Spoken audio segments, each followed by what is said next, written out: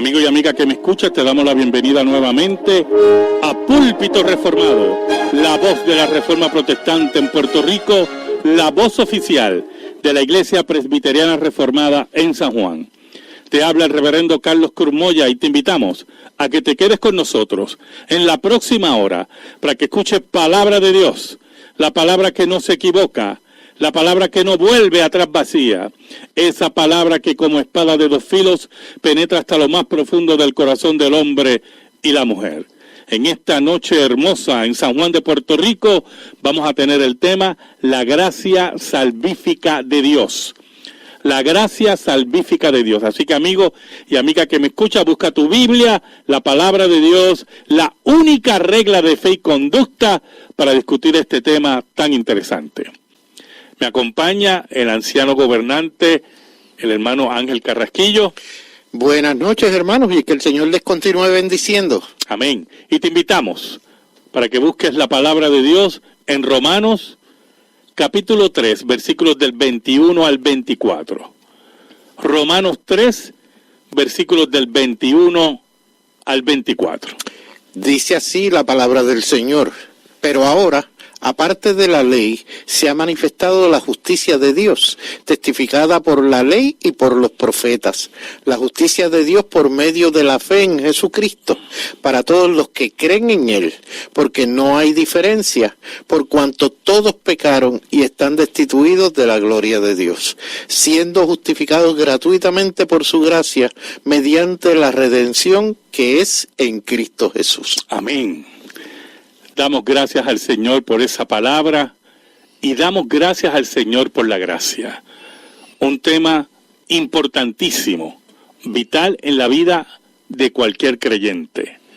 La gracia que fue traída en la persona de Cristo, el Dios hombre, la segunda persona de la Trinidad, que sacó a la luz las grandes misericordias de Dios por la obra de Cristo en su vida, en la cruz y la tumba vacía. Por eso el maestro sale a buscar a los suyos. Por eso el maestro deja las 99 en el redil y busca a la oveja perdida, aquella que pertenece a ese redil. Él es el que nos encuentra, hermano. Él es el que nos salva. No por nuestras obras, sino por su gracia maravillosa. El apóstol Pablo, para hablarnos de la gracia de Dios, en estos versículos de Romanos, nos dice en el versículo 21, pero ahora aparte de la ley, se ha manifestado la justicia de Dios, testificada por la ley y por los profetas. ¿Cuál era el testimonio de la ley y los profetas en relación a la justicia de Dios? La ley decía que si obedeces todos sus preceptos, vivirás. Serás justo delante de Dios. Los profetas testificaban de que la gracia de Dios sería derramada para todo obediente, y al mismo tiempo nos hablaban que vendría uno que sería el obediente de los obedientes, que cumpliría la ley por completo. Entonces, el testimonio de esa ley es que la justicia de Dios va a ser derramada sobre aquellos que puedan cumplirla fielmente. Pero lamentablemente nadie puede cumplir esa ley que es el carácter de Dios, la santidad de Dios. Ángel. La santidad de Dios reflejada en la ley en todos sus conceptos, pero el problema, pastor, era que ¿quién la cumple? Así mismo es. ¿Quién la cumple? Por eso el testimonio de la ley y de los profetas era verdadero. El problema lo tenían los hombres. Los hombres tenían el problema, porque no podían cumplir esa ley. Por lo tanto, la palabra justicia de Dios era prácticamente una mala palabra. para esos hombres. ¿Por qué? Porque para cumplir la justicia de Dios, para cumplir la ley de Dios, para recibir esa justicia, era imposible. Y uno se preguntaba, ¿por qué me hablas de la justicia? La justicia de Dios significa darle a cada cual lo que merece. Lo que merece. Por lo tanto, si yo no puedo cumplir la ley de Dios, ¿cuál sería la justicia? ¿Cuál sería la justicia? ¿Cuál sería esa justicia? La condenación completa, la total condenación. Por lo tanto, Martín Lutero decía en su testimonio, al encontrar la justificación por la fe y la gracia en la Escritura, que él llegó a odiar esa palabra, la justicia de Dios, porque él sabía que no podía cumplir esa justicia. Tú y yo no podemos cumplirla. Entonces, ¿qué pueden testificar la ley y los profetas? Si nos hablan de la justicia de Dios, ¿qué testimonio es ese que nos puede traer terror? Que nos puede traer desengaño y tristeza. El apóstol Pablo dice, la justicia de Dios por medio de la fe en Jesucristo para todos los que creen en Él, porque no hay diferencia. Mire qué interesante. Esa justicia de Dios va a ser aplicada a nosotros por la fe en Jesucristo. ¿Y qué significa eso? Que cuando Dios derrama su justicia sobre nosotros, esa justicia ha sido ya satisfecha por la obra de Cristo. Cristo cumplió la ley por nosotros. Cristo recibió la maldición de la ley por nosotros, que era la muerte, y Cristo vence la muerte para que nosotros la venzamos también.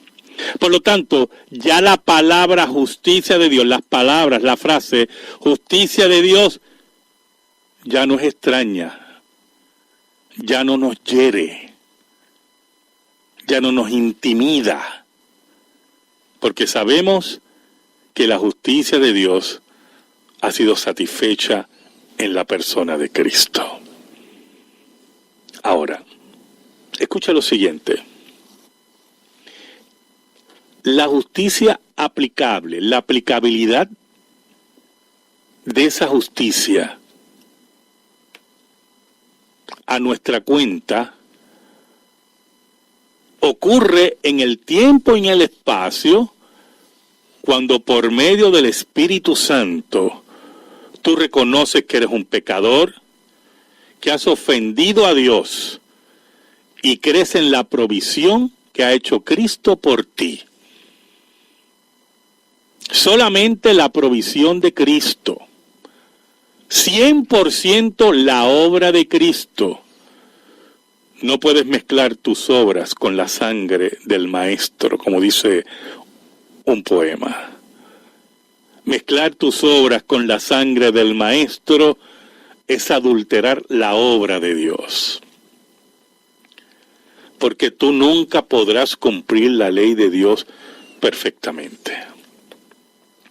Por eso el apóstol Pablo nos dice, la justicia de Dios por medio de la fe en Jesucristo para todos los que creen en Él, porque no hay diferencia. Dios salva de todas las lenguas, de todas las razas, de todas las etnias. Dios abre y busca a los suyos en todos esos lugares. Pero ejerciendo fe en Jesucristo, en la obra de Jesucristo. ¿Y qué significa ejercer fe? Creer sin haber visto al Maestro. Creer sin ver su sangre borbotando de sus heridas. Creer sin haberlo visto caminar sobre Palestina. Creer sin ver la tumba vacía. Que todo se hizo a nuestro favor y ha sido adjudicado a nuestra cuenta. Y es por eso que Gálatas 2:21, pastor, nos dice, no desecho la gracia de Dios, pues si por la ley fuese la justicia, entonces por demás murió Cristo. Así mismo es. O sea, lamentablemente no es por obra, hermano. Eso tenemos que entenderlo y tenemos que reconocer que somos pecadores. Somos pecadores para poder aceptar a Cristo como nuestro Salvador. Y ese es precisamente cuando en ese momento se nos aplica la obra de Cristo. La obra de Cristo en nuestra vida. Es importante que usted vaya entendiendo, hermano, que la ley nunca es sacada del medio. No. La ley es la exigencia de salvación. Usted tiene que cumplir la ley de Dios. Pero ¿qué pasaba? No podíamos cumplir la ley de Dios para lograr esa salvación. Pero Cristo vino a cumplir la ley de Dios por nosotros, a morir por nosotros y a vencer la muerte por nosotros. Por eso la justicia de Dios ha sido satisfecha. Por eso podemos hablar ya de esa palabra, la justicia de Dios, con la paz que solamente puede dar el Gólgota. Los seres humanos que quieren vivir según sus obras tienen que recurrir a mentiras, a engaños, autoengaños, como que han podido cumplir la ley, rebajar la ley, pero la ley de Dios no puede ser rebajada. Es una exigencia total y perfecta. En medio de la desesperación del hombre, en medio de sus lágrimas, allí está el Consolador. Allí está aquel que llevó tu carga. Allí también está la tercera persona de la Trinidad, el Espíritu Santo, para redarguirte, para regenerarte y doblar tus rodillas frente al Maestro. Sí, el ser humano vive un momento difícil, pero su salida está en la persona de Cristo Jesús.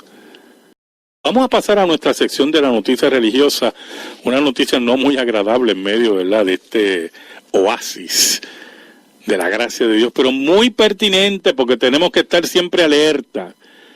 O sea, no podemos caer en ese letargo que suene a un alejamiento, ¿verdad?, de la realidad que vivimos, de nuestras luchas diarias, de la guerra espiritual que estamos teniendo contra todos aquellos que quieren destruir la fe cristiana.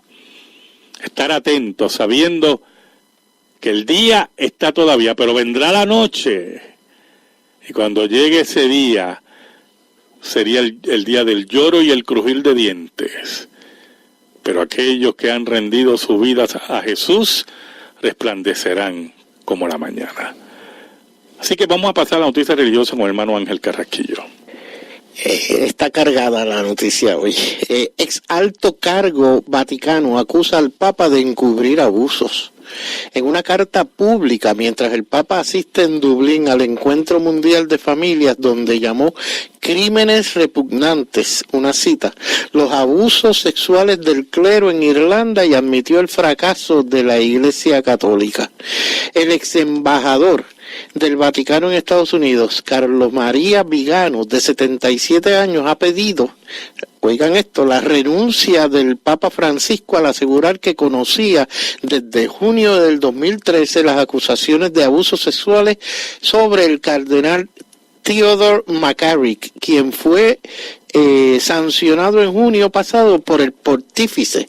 El arzobispo Vigano escribió una carta de 11 folios o documentos de páginas, ¿no?, que fue publicada este domingo por algunos medios de corte conservador en varios países, en la que además el prelado acusa a otros miembros de la curia de formar un lobby gay y encubrir las acusaciones contra el cardenal estadounidense.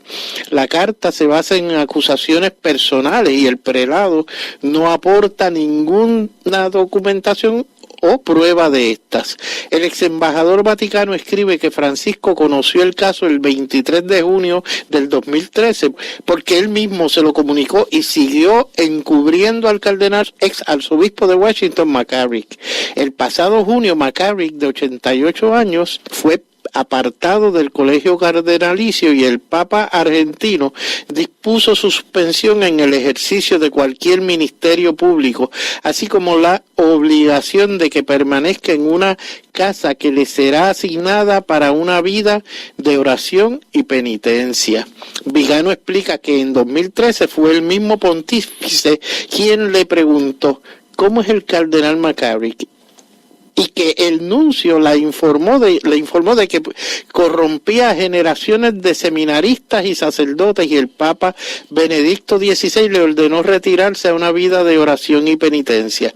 Así como que le informó de que había un informe de todo ello en la Congregación para los Obispos. Wow. La semana pasada estuvimos discutiendo, ¿verdad?, los graves escándalos alrededor del mundo. Estuvimos discutiendo, fue un programa de Púlpito Reformado, de todo el problema de la pedofilia y la pederastra en la Iglesia Católica, sobre todo el encubrimiento de los obispos de la curia romana, y lo increíble que era prácticamente no solamente una apostasía, estamos hablando de un mal generalizado, de una corrupción y una depravación generalizada. Hablamos de los problemas en Australia, hablamos de los problemas en Chile, en Argentina, en Irlanda eso no tiene nombre, en España, en Estados Unidos. O sea, es una plaga tan increíble en la Iglesia Católica que uno se sorprende. O sea, ¿cómo es posible que una organización tenga en forma tan extensiva una corrupción como esa, Ángel? El Papa acepta que los abusos del clero en Irlanda admitió el fracaso de la Iglesia Católica, y entonces pienso yo lo que usted decía en algún momento, no recuerdo si fue en el mismo programa, pastor, o en la Iglesia, que nos llamó la atención, y dicen que esta es la Iglesia. Sí, porque ese es el problema aquí, cuando tú dices que esta es la única iglesia fundada por Cristo, pues mire, se acabó la esperanza aquí. Porque imagínense, la única iglesia fundada por Cristo, dominada por un lobby gay, dominada por pedófilos, por obispos que encubren a los pedófilos, exacto, los trasladan, por obispos que no solamente molestan niños, molestan a seminaristas maduros, que estamos hablando de homosexualidad en práctica, por un papa acusado, por un prelado que sabía las cosas y no tomó acción. O sea, estamos frente a un fenómeno religioso grave, que prácticamente debiera la Iglesia llamar a un concilio para tocar estos temas y otros temas, pero no lo van a hacer. O sea, Vaticano II, que fue el concilio que llamó Juan XXIII en el siglo pasado, tuvo muchos problemas para que se organizara por la misma curia. Porque la curia quería todavía vivir en el siglo XVI y en la Edad Media. Y Juan XXIII había dicho, tenemos que llamar a un concilio, como él decía, para abrir las ventanas de la iglesia y entre el aire fresco. Pero después de Vaticano II no solamente entró el aire fresco, también entró la peste, que va destruyendo a la Iglesia Católica, o sea, moralmente. Una iglesia, independientemente de nuestras graves diferencias con la Iglesia Católica, que siempre habló de la familia nuclear, que defendió la vida del feto antes de nacer, de una iglesia que señalaba los pecados sexuales del homosexualismo, del lesbianismo. Esto es una iglesia que está plagada con esto. Y de hecho, dice parte de la noticia que el Papa Benedicto XVI le había pedido a McCarrick que se retirara a oración y es una palmadita en la espalda. Y penitencia, ¿no? Por eso, pero que ya, lo que quiero decir, pastor, es que esto venía corriendo. Oh, claro, se cree que la renuncia de Benedicto XVI fue eso. O sea, él vio la corrupción que era tan grave, que dijo, no, yo mejor renuncio, me quedo callado, me renuncio, porque esto yo no voy a poder con esto. Y todo el mundo tapando, todo el mundo, que es el problema mayor. Y ya como y ya como los problemas están saliendo, o sea, es la llaga putrefacta que está, como decimos acá, ¿verdad?, explotando. Oiga, y sabemos que no todos los sacerdotes están en eso, por favor. Nosotros no vamos a caer en ese amarillismo, ¿verdad? Pero perdona, el porciento, o sea, en las iglesias protestantes, vamos a hablar de las iglesias protestantes históricas, serias, han ocurrido estos casos. Pero usted no puede comparar una ventisca con un huracán de categoría 5, Exacto. que es lo que está ocurriendo en la iglesia católica. O sea, nosotros tenemos que tener mucho cuidado con eso. Y regularmente en las iglesias protestantes, regularmente, el 90% se resuelven con la expulsión del pastor. 90 o 95%. Cuando se descubre, salen fuera. O sea, estamos aún incluyendo iglesias liberales. Como dirían en el pueblo, no hay toallazos. No, muy raro. Pero en este caso estamos frente a una mafia. Exacto. En todo el sentido de la palabra. Vamos a seguir estudiando la Escritura. Mire cómo dice el versículo 23 de Romanos 3. Dice, por cuanto todos pecaron y están destituidos de la gloria de Dios. Y entonces Pablo concluye, mire cuál era el problema de la ley, cuál era el problema de lo que proclamaban los profetas, que Dios exige la perfección. Y al exigir la perfección, el hombre, la mujer, la humanidad queda destituida de la gloria de Dios. Y entonces cuando el hombre tiene esa epifanía con el Señor, si se centraliza en tratar de cumplir la ley, encuentra que fracasa rotundamente. Por eso vino el regalo de Dios. Para que Dios resolviera el problema del hombre, Dios mismo tenía que resolverlo. El ser humano no tenía la capacidad de resolver el problema de la distancia. Por eso el versículo 24 nos dice, siendo justificados gratuitamente, escuche bien, por su gracia, la palabra gracia, favor inmerecido. Dios se acerca a nosotros, Dios se dobla para escuchar y abrazar al pecador sin el pecador merecerlo. Por eso es la maravillosa gracia que nos hablaba John Newton. La gracia que a él sorprendió y escribió ese himno tan hermoso, Sublime Gracia. Sublime Gracia. Esa gracia, ese regalo de Dios. Por eso enfatiza el apóstol Pablo, gratuitamente. Oiga, y cuando habla dice, mediante la redención que es en Cristo Jesús. Escuche bien, hermano, escuche muy bien lo que le voy a decir. No hay nada gratis. No hay nada gratis. Pero pastor, el apóstol Pablo dice ahí que fue gratuitamente. Yo te aseguro a ti que no hay nada gratis. Y no contradigo al apóstol Pablo. No, yo lo estoy afirmando. ¿Sabes algo? Es gratis para nosotros. Se nos entrega sin precio. Venid, dice los profetas, y coman sin precio, gratuitamente, porque vino uno y pagó el precio ya. Por eso que le digo, no hay nada gratis.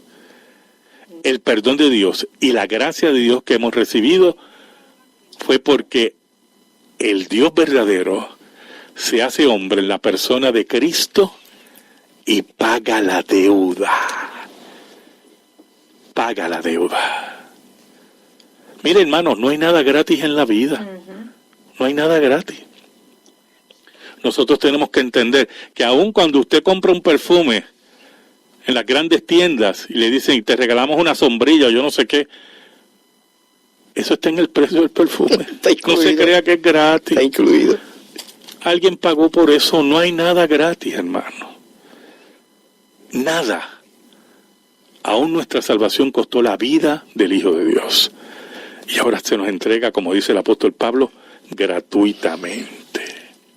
Por eso, hermanos, cuando hacemos obra, dizque para salvarnos, estamos menospreciando la gratuita regalo, sangre la gracia de Dios en esa cruz.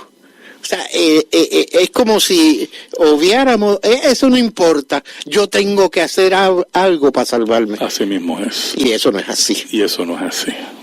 ¿Sabes, hermano? Hace 5 siglos, un grupo de hombres descubrió esta gran verdad.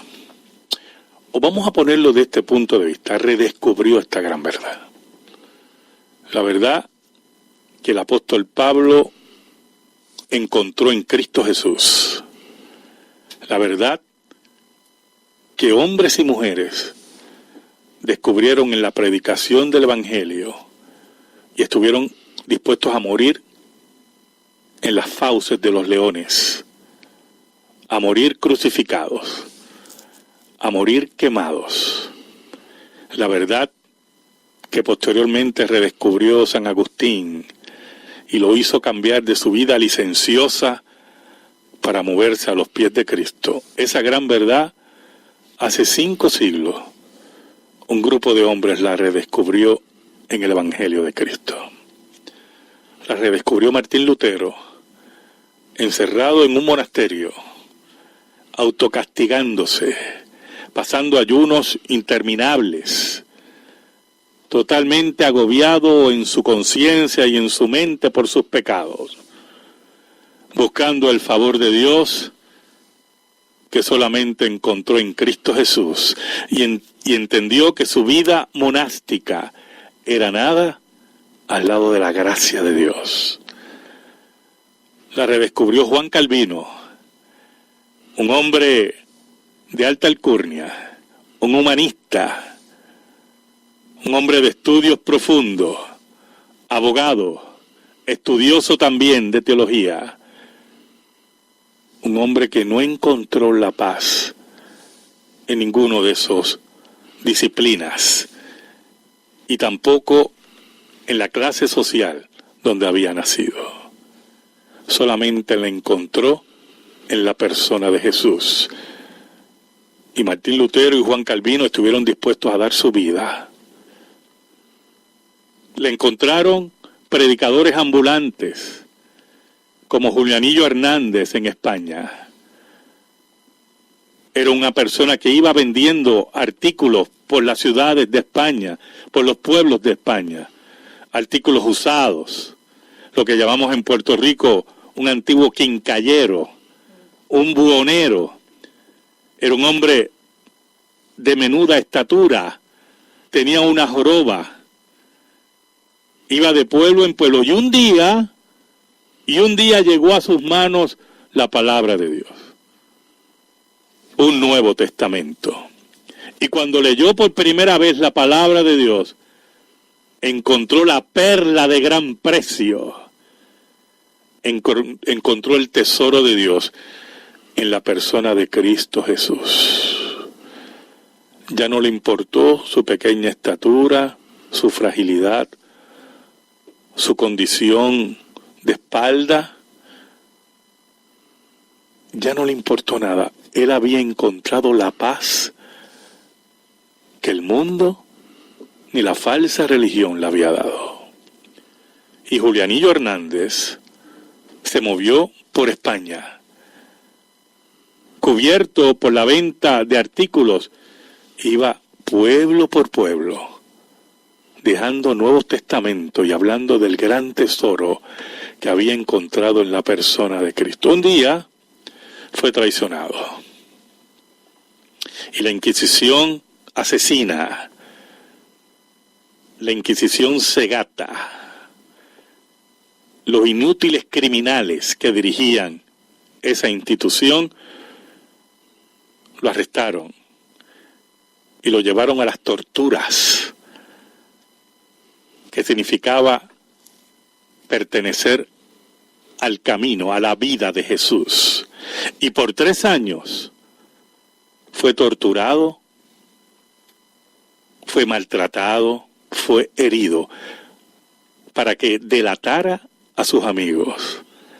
Nunca los delató. Nunca, hermanos.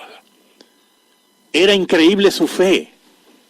Era increíble que en medio de su pobreza, en medio de sus condiciones, Julianillo Hernández nunca renunció a su fe.